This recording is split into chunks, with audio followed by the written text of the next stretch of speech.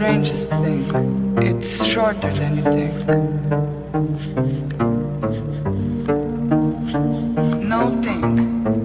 It's shorter.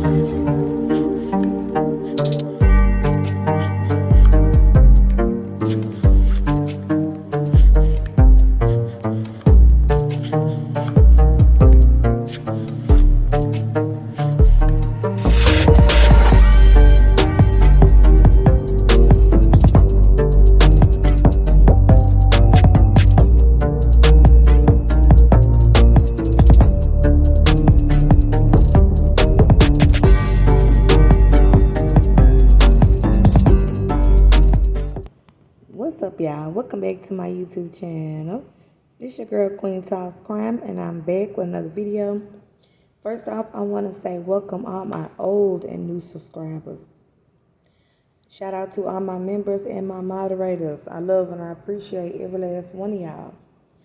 I have a couple of channels I want to shout out because they have been sending people this way. I want to shout out Michelle After Dark.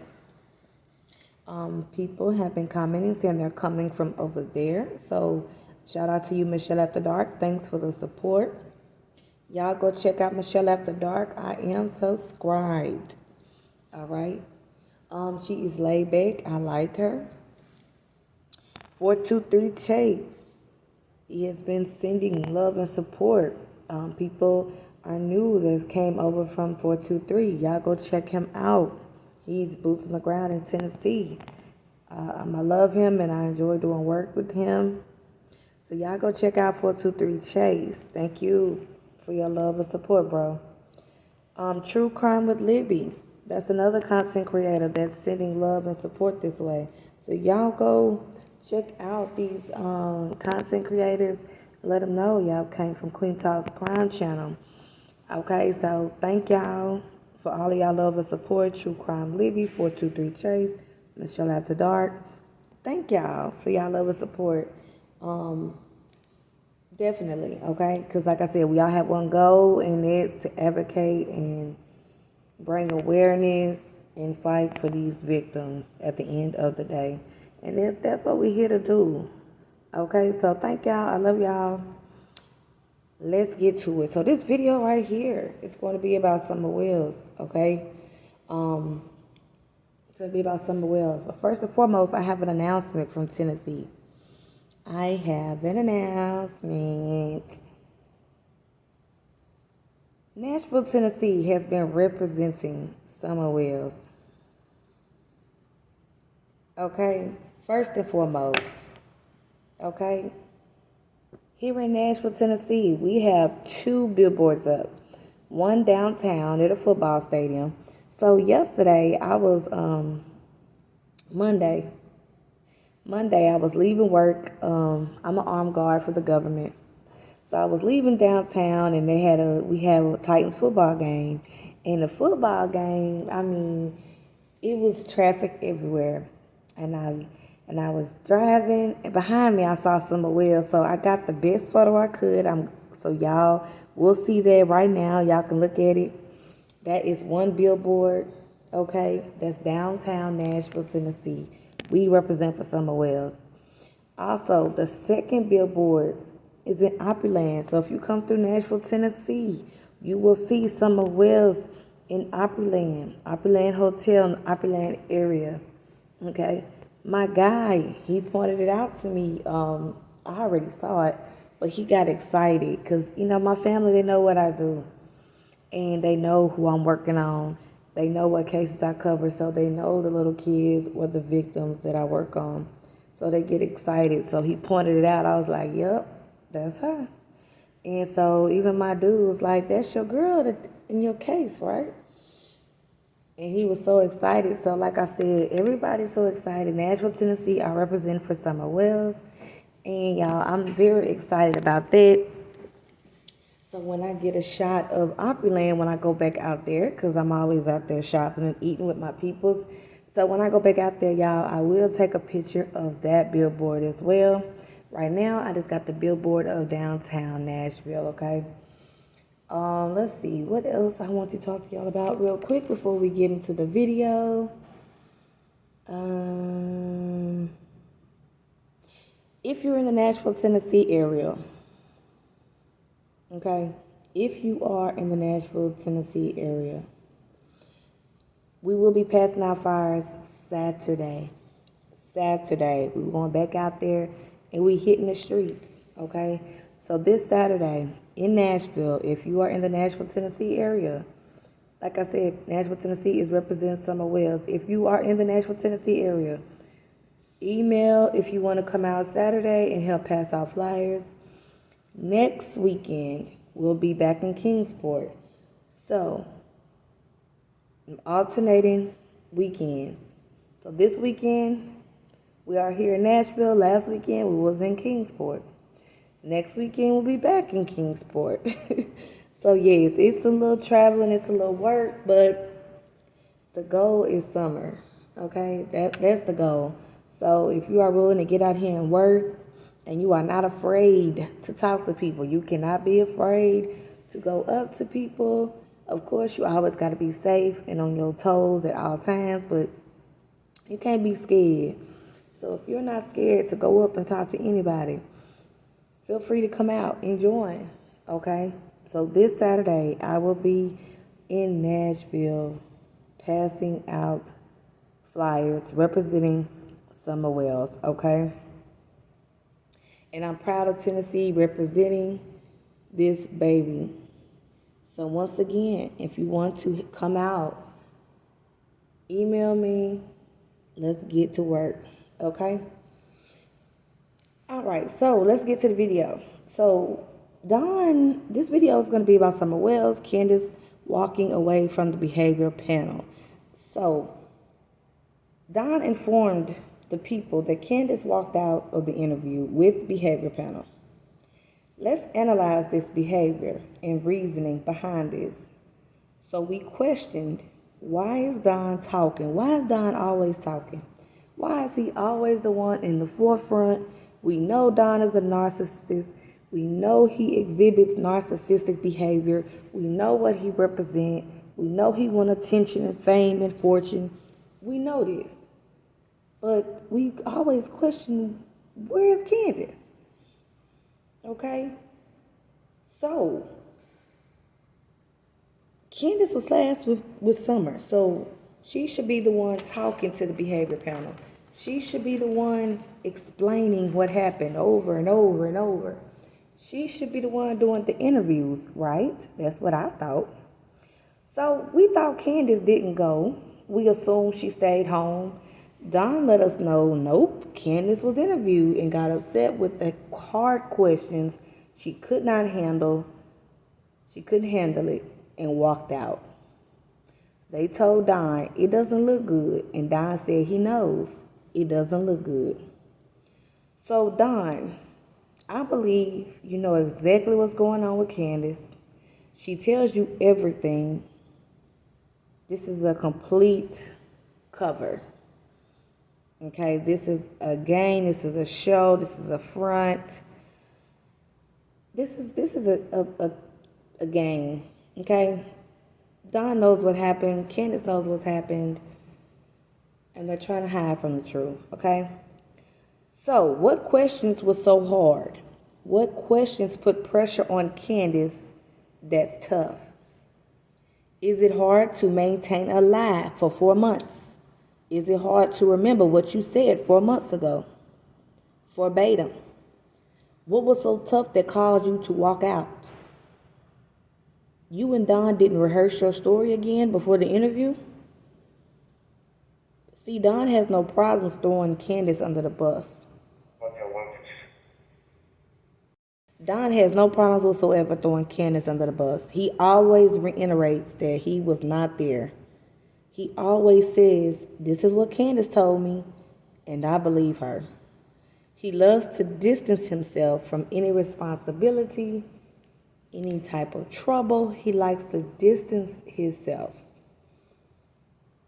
Don has to keep Candus comfortable because if she breaks, everyone's going down, even the accomplices. So if you were accomplice that helped after the fact, let's say, for example, if something happened to little Summer Wells and you helped move any evidence, drop off any evidence, help after the fact with clothes, whatever. You're an accomplice to murder. So this is what struck me with Candus walking out. Candus has done multiple interviews with no emotion. No problem repeating their story, their inconsistent story that they couldn't keep straight. She walked around the water hole where Summer went swimming at with no emotion, told Chris her story of what happened, no problem. No problem whatsoever. Then they drove up to the house. She went around the entire property, inside and outside the house, no problem. She was answering Chris' questions and telling Chris what happened. No cries, no sorrows, no empathy, nothing. So what happened at the behavior panel that was different than any other interview? The only thing that makes sense is, Candus, you're having a hard time keeping up with what you said 4 months ago. And something is getting to her. So the time and keeping up with the lie could be getting to Candus, and or the guilt could be raining down hard on her. Did you forget? Did you slip up? What is it? What did they ask you? Did they ask you if you harmed Summer? If you didn't, that's not hard to answer. Is your guilt, Candus, getting to you? You're running from something. Okay? So I see she's running from something. She don't want to deal with it. She wants to hide out, hide away. She wants to drug and cover up the pain and the guilt and the sorrow. And it only numbs you for so long. You're going to have to break free of that. It's going to happen. Willingly or forcefully, it's going to happen. But you can't keep masking your guilt and troubles with drugs. It's not going to work. So don't forget, she didn't come out to speak when Summer first went missing weeks later, okay? She hid. Dawn gave excuses why she had not came out to speak. Then weeks later, she comes up and speaks. And Candus and Dawn wasn't even on the same page. They never have been. If you notice, and if you've been working on this case from the beginning, they've never been on the exact same page, ever. So Candus has shown red flags from the beginning, and nevertheless, the last one with Summer. Dawn has been showing red flags from the beginning, and he allegedly was at work. But we know that it's nothing for him to leave work early, come home, and assist with any troubles that has arisen at his home June 15th. So we know that's a possibility. And don't let the DV side track you, okay? Don't let the domestic violence track you. Candus has an evil streak, okay? It got to me at first too, but I said something doesn't make sense here. She's staying, she's defending him, even in his wrong of SA. And you would think, if you don't look deep, that it's a control thing. You would think that. But once you look deep and you realize and you open your eyes, Candus is complicit, and she's just like Dawn. Yes, she might have had some domestic violence with Dawn. But when she started abusing the children along with Dawn, that made her very aware and complicit. So they're two peas in a pod, okay? They get drunk, they get high, and they neglect their children. So with that being said, she's good with masking. She's good with covering up. She's good with playing her part. She's good with it. If y'all see, when they pranked Mary, Candus could cry on the drop of a hat. Okay? So she's a good actor. Okay? They're two peas in a pod, they work together. So don't forget that. Don't get sidetracked by the domestic violence. She is a willing participant in this situation. Witnesses has came out and spoke about Candus harming the kids, and her records show history of her capability of harming her kids. Her older kids. So don't let the zoned out persona fool you. Her and Don are alike. Yes, he probably hurts Candus, and she turns around and she hurts those kids. And then the boys who don't know no better turns around and hurts Summer. And we've heard about people witnessing the violent tendencies of the boys, and they turn around, they hit Summer, and everybody's hitting each other, and they're just doing what they see. They're just doing, that's learned behavior, violence. All they're doing is being hit and cussed at, and they are distributing that same behavior because that's all they see, that's all they know. So you can imagine what the house is like with two addictive parents.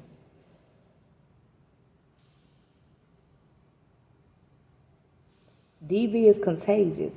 That's all these kids know. Okay, that's what their mom and dad presented.